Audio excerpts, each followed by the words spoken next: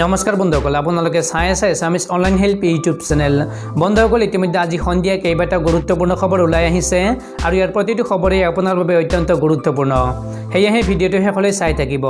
আৰু বন্ধুসকল, আজিৰ এই গুৰুত্বপূৰ্ণ খবৰকেইটা জনাৰ আগতে আপোনালৈ এটা সৰু ৰিকুৱেষ্ট, যদি ভিডিঅ'টো ভাল লাগে তেন্তে এটা লাইক কৰি দিব আৰু এনেকুৱা ধৰণৰ নতুন নতুন ভিডিঅ' পাবলৈ চেনেলটো ছাবস্ক্ৰাইব কৰি কাষত থকা বেল আইকনটো প্ৰেছ কৰি ৰাখিব, যাতে যেতিয়াই মই যিবোৰ ভিডিঅ' আপলোড কৰোঁ তাৰ নটিফিকেশ্যনসমূহ সকলোতকৈ আগত আপোনাৰ মোবাইলত যায়।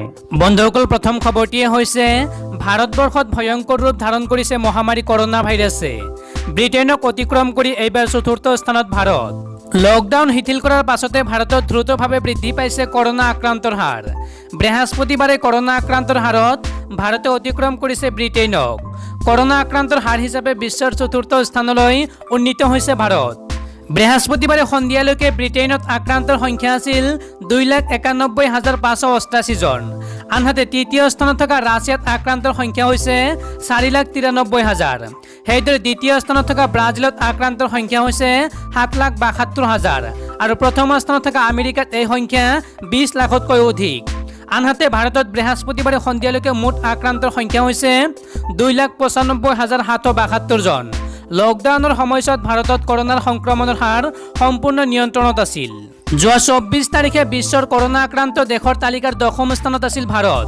মাত্ৰ 18 দিনৰ ভিতৰতে 4 নম্বৰ স্থানলৈ আহিল ভাৰত। উল্লেখযোগ্য যে লকডাউন আৰম্ভ হোৱা যোৱা 25 মাৰ্চত ভাৰতত কৰোনা আক্ৰান্তৰ সংখ্যা আছিল মাত্ৰ 5 জন আৰু 10 জন লোকৰ মৃত্যু হৈছিল। কিন্তু আনলক 1 আৰম্ভ হোৱাৰ পাছৰ পৰা দ্ৰুতগতিত বৃদ্ধি পাইছে।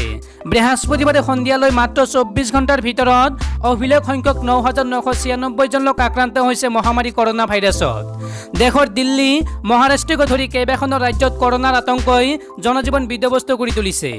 বন্ধুসকল, তাৰ পিছত 2 নম্বৰ খবৰটিয়ে হৈছে সীমান্তত যুদ্ধংদেহী 2 দেশ। সীমান্তৰ দুয়োপাৰে প্ৰস্তুত ভাৰত আৰু চীনৰ সেনা। ভাৰত আৰু চীন সীমান্তত লাডাখত পুনৰ উত্তেজনা বৃদ্ধিৰ খবৰ পোৱা গৈছে। বাতৰি অনুসৰি 4,000 কিলোমিটাৰ প্ৰকৃত নিয়ন্ত্ৰণ ৰেখাত চীনে পুনৰ সেনা নিয়োগ কৰিছে। ইয়াৰ প্ৰতিক্ৰিয়া হিচাপে ভাৰতে অৰুণাচল প্ৰদেশ, ছিকিম, হিমাচল প্ৰদেশ তথা উত্তৰাখণ্ডত সেনাৰ উপস্থিতি বৃদ্ধি কৰিছে। বাতৰি অনুসৰি লাডাখতে নহয়, হিমাচল প্ৰদেশ, ছিকিম, উত্তৰাখণ্ড তথা অৰুণাচল প্ৰদেশৰ সীমান্তৰ সিপাৰে চীনে অধিক সেনা মোতায়েন কৰিছে। তদুপৰি চীনে সেনাৰ লগতে যুদ্ধ সামগ্ৰী প্ৰস্তুত কৰি ৰাখিছে। আনহাতে মঙলবাৰৰ পৰা সেনা প্ৰত্যাহাৰৰ প্ৰক্ৰিয়া আৰম্ভ কৰিলেও প্ৰকৃত নিয়ন্ত্ৰণ ৰেখাৰ সমান্তৰাল অঞ্চলসমূহত ভাৰতেও সেনাৰ সমাৱেশ ঘটাইছে। জানিব পৰা মতে হিমাচল প্ৰদেশৰ ভাৰত চীন সীমান্তৰ যিটো প্ৰান্তত কিছুদিন পূৰ্বে চীনৰ হেলিকপ্টাৰ দেখা গৈছিল, তাতো সেনাৰ শক্তি বৃদ্ধি কৰা হৈছে। বাতৰি মতে সীমান্তৰ দুয়ো প্ৰান্তত দুয়োখন দেশৰ সেনাই তীক্ষ্ণ নজৰ ৰাখিছে। ইপিনে শনিবাৰৰ পাছত বুধবাৰে দুয়োখন দেশৰ সেনাবাহিনীৰ মাজত বৈঠক অনুষ্ঠিত হৈছিল। সীমান্তৰ উত্তেজনা বৃদ্ধি পোৱাৰ সময়তে ভাৰত চীনৰ মাজত এক যুদ্ধসদৃশ পৰিস্থিতিক লৈ অৱশ্যে চৰকাৰীভাৱে এতিয়া কোনো প্ৰতিক্ৰিয়া প্ৰকাশ কৰা হোৱা নাই। বন্ধুসকল, তাৰ পিছত 3 নম্বৰ খবৰটিয়ে হৈছে অৱশেষত কেন্দ্ৰীয় চৰকাৰে ঘোষণা কৰিলে বাগদানৰ ভয়ংকৰ অগ্নিকাণ্ডৰ তদন্ত। কেন্দ্ৰীয় পেট্ৰলিয়াম মন্ত্ৰালয়ে আজি বাগদানৰ অইল ইণ্ডিয়াৰ তৈল খাদত হোৱা ভয়ংকৰ অগ্নিকাণ্ডৰ তদন্ত ঘোষণা কৰে। তদন্ত প্ৰক্ৰিয়া আগবঢ়াই নিবলৈ মন্ত্ৰালয়ে এখন 3জনীয়া কমিটি গঠন কৰি দিয়ে। এই কমিটিখনৰ সদস্যকেইজন হৈছে ACL দাস সঞ্চালক প্ৰধান, হাইড্ৰকাৰ্বন সঞ্চালকালয়, BC বৰা প্ৰাক্তন অধ্যক্ষ, ONGC, TK সেনগুপ্ত প্ৰাক্তন নিৰ্দেশক, ONGC। এই কমিটিখনক নেতৃত্ব দিব ACL দাসে। কমিটিখনে এই ঔদ্যোগিক দুৰ্ঘটনা কেনেকৈ কাৰ গাফিলতিৰ কাৰণে হ'বলৈ পালে সেই তদন্ত কৰিব আৰু ভৱিষ্যতে তেনে ঘটনাৰ পুনৰাবৃত্তি নহ'বলৈ কি পদক্ষেপ ল'ব লাগিব সেই সন্দৰ্ভত পৰামৰ্শ আগবঢ়াব। বৃহস্পতিবাৰে পেট্ৰলিয়াম মন্ত্ৰালয়ে প্ৰেছ বিজ্ঞপ্তিৰ যোগেদি এই কথা প্ৰকাশ কৰিছে। উল্লেখযোগ্য যে যোৱা 27 মে তাৰিখে তিনিচুকীয়া জিলাৰ বাগদানৰ অইল ইণ্ডিয়া লিমিটেডৰ তৈল খাদৰ পৰা কণ্ডেনছেটৰ সৈতে মিহলি প্ৰাকৃতিক গেছ অস্বাভাৱিকভাৱে নিৰ্গমন হৈছিল। নিৰ্গমন সময়ত ৰোধ কৰিব নোৱাৰাত জুনৰ 8 তাৰিখে খাদটোত জুই লাগিছিল, যি জুয়ে ধাৰণ কৰিছিল ভয়ংকৰ ৰূপ। এতিয়াও অব্যাহত আছে বাগদানৰ বিভীষিকা। বন্ধুসকল, তাৰ পিছত 4 নম্বৰ খবৰটিয়ে হৈছে মন্ত্ৰী চন্দ্ৰমোহন পাটোৱাৰীৰ মন্তব্যক গুৰুত্ব দিয়াৰ প্ৰয়োজন নাই। এই মন্তব্য কৃষক মুক্তি সংগ্ৰাম সমিতিৰ। দেশৰ ভিতৰত সৰ্ববৃহৎ তৈল খাদ অগ্নিকাণ্ডৰূপে বিবেচিত হৈছে বাগদানৰ ঘটনা। এই ঘটনাৰ বাবে সম্পূৰ্ণৰূপে দায়ী অইল ইণ্ডিয়া কৰ্তৃপক্ষ। পূৰ্বৰ সাৱধানতাৰ অভাৱত সংঘটিত হৈছে এনে ভয়ংকৰ ঘটনা, অভিযোগ কৃষক মুক্তি সংগ্ৰাম সমিতিৰ। শুকুৰবাৰে সংগঠনটোৱে আয়োজন কৰা এক সংবাদমেলত সংগঠনটোৰ সভাপতি ভাস্কৰী শইকীয়াই আনে কেইবাটাও গুৰুতৰ অভিযোগ যুগ যুগ যোৱাৰ পিছতে অইল ইণ্ডিয়া এনে জুই নিৰ্বাপন কৰিবলৈ অত্যাধুনিক প্ৰযুক্তি হাতত নথকাটো অতিকৈ দুৰ্ভাগ্যজনক। আজিৰ সময়তো বাহিৰৰ পৰা বিশেষজ্ঞ আনিব লগা হৈছে অসমে। সংগঠনটোৰ অভিযোগ, অইলৰ বেছিভাগ তৈলখাত বহিৰাগত প্ৰতিষ্ঠানৰ হাতত আছে, যিসমূহ কেতিয়াও সুৰক্ষিত নহয়। কৃষক মুক্তিৰ দাবী, ৰাজ্যৰ জৈৱ বৈচিত্ৰ্যৰ কথা ভাবি তৈলখাতসমূহ অইল ইণ্ডিয়া নিজাকৈ চলাব লাগে। পৰ্যাপ্ত বিশেষজ্ঞৰ অভাৱত জুইৰ শিকাই আৱৰি থকা অঞ্চলটোত যথেষ্ট ক্ষতিগ্ৰস্ত হৈছে, যাৰ ক্ষতিপূৰণৰ বাবে কেন্দ্ৰীয় চৰকাৰক 100 কোটি টকা প্ৰদানৰ দাবী সংগঠনটোৰ। ইপিনে এই ঘটনাক লৈ দেশৰ প্ৰধানমন্ত্ৰী তথা গৃহমন্ত্ৰীৰ ভূমিকা ৰহস্যজনক বুলি মন্তব্য কৰে সংগঠনটোৱে।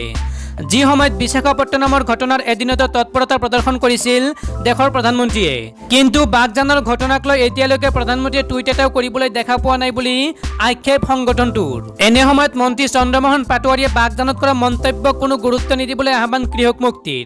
তাৰ পৰিৱৰ্তে অঞ্চলটোৰ উন্নয়নৰ বাবে চিন্তা কৰিবলৈ আহ্বান কৃষক মুক্তিৰ সভাপতি ভাস্কৰ শইকীয়াৰ। বন্ধুসকল, তাৰ পিছৰ 5 নম্বৰ খবৰটিয়ে হৈছে জনতাক প্ৰচণ্ড মাধমাৰ। 6 দিনত পেট্ৰলৰ দাম 3.34 টকা আৰু ডিজেলৰ দাম 3.42 টকা প্ৰতি লিটাৰত বাঢ়িল। দেশত কৰোনাৰ সংকটৰ মাজতে প্ৰতিদিনে সৰাসৰে বাঢ়িছে পেট্ৰল ডিজেলৰ মূল্য। দাম বৃদ্ধিৰ 6ষ্ঠ দিনা শুকুৰবাৰে চৰকাৰী অইল মাৰ্কেটিং কোম্পানীসমূহ HPCL, BPCL, IOCয়ে পেট্ৰলৰ দাম প্ৰতি লিটাৰত 57 পইচা আৰু ডিজেলৰ 59 পইচা বৃদ্ধি কৰিছে। 6ষ্ঠ দিনৰ মূল্য বৃদ্ধিৰ ফলত পেট্ৰলৰ প্ৰতি লিটাৰত 3.34 টকা আৰু ডিজেলৰ প্ৰতি লিটাৰত 3.42 টকা বাঢ়িল। বন্ধুসকল, তাৰ পিছৰ 6 নম্বৰ খবৰটিয়ে হৈছে ভাৰতে দখল কৰা নেপালৰ ভূমি আমি ঘূৰাই ল'ম।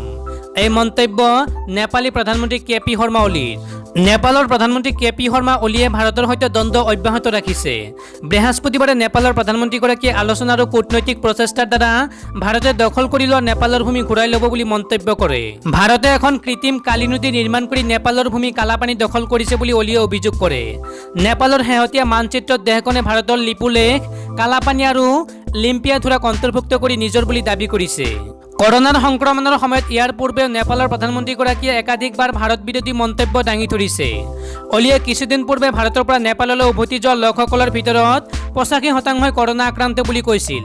পূৰ্বে নেপালী প্ৰধানমন্ত্ৰীগৰাকীয়ে ভাৰতৰ পৰা অহা কৰোনা ভাইৰাছ চীন আৰু ইটালীতকৈ ভয়ংকৰ বুলি বিস্ফোৰক মন্তব্য কৰিছিল। চীনৰ দ্বাৰা অনুপ্ৰাণিত হৈ নেপালে শেহতীয়াভাৱে ভাৰত বিৰোধী কাৰ্যকলাপ আৰম্ভ কৰিছে বুলি ভাৰতৰ কূটনৈতিক বিশেষজ্ঞসকলে মত প্ৰকাশ কৰিছে। বন্ধুসকল, তাৰ পিছৰ 7 নম্বৰ খবৰটিয়ে হৈছে বৃদ্ধি নহয় লকডাউন, উচ্চ ন্যায়ালয়ত দাখিল কৰা আবেদন খাৰিজ। লকডাউন বৃদ্ধিৰ বাবে দিল্লী উচ্চ ন্যায়ালয়ত দাখিল কৰা আবেদন খাৰিজ। ৰাজহুৱা স্বাৰ্থজনিত আবেদন দাখিল কৰা হৈছিল লকডাউন বৃদ্ধিৰ বাবে। 30 জুনলৈকে লকডাউন বৃদ্ধিৰ বাবে আবেদন জনোৱা হৈছিল। কৰোনা ভাইৰাছৰ সন্ত্ৰাস বৃদ্ধি পোৱাৰ বাবে জনোৱা হৈছিল এই আবেদন, কিন্তু উচ্চ ন্যায়ালয়ে এই আবেদন খাৰিজ কৰিছে।